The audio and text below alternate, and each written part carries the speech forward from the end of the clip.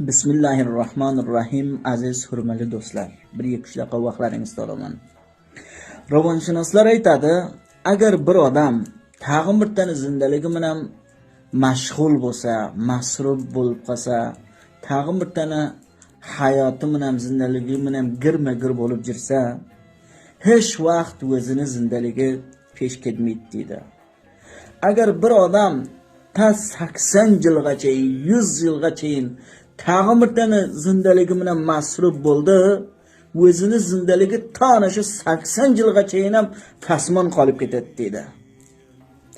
Agar bir odam ana shunchaki tag'in bir tane bilan girma-gir bo'ladi, ki faloni buncha sarmoyador bo'lib ketdi, men bo'lib ketdi, falon bo'lib ketdi, u ishi fikri buxliyat bilan mashg'ul bo'lib qolsa, ana shuncha shu odamni o'zini zindaligi fasmon qolib ketaveradi deydi.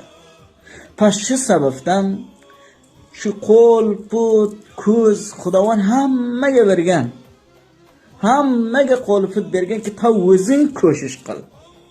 Shu vasoilki shu sarmoyador odamga bergan. Shu qo'l, put, fikri qavi shu sarmoyador odamga bergan, senga ham bergan. Shu sizimizga shu kasbga buxliyat qilib o'tiradi, shunga ham bergan. Pas bir odam o'zi ko'shiq qilsa, ta'mirdan zindaliga sap qaramasdan harakat qilib ketaversa, shu o'zining zindaligi qancha peshraf bo'lib ketaveradi. Zahmat bekash, hasrat naxo'r deydi. Qara qancha yaxshi aytadi. Zahmat torqin, ta'mirdan bilan hasrat tormag'in. Zahmat tort, hasrat torma, hasrat jemagin. Hasrat chegan bilan ishtimi bo'lmaydi.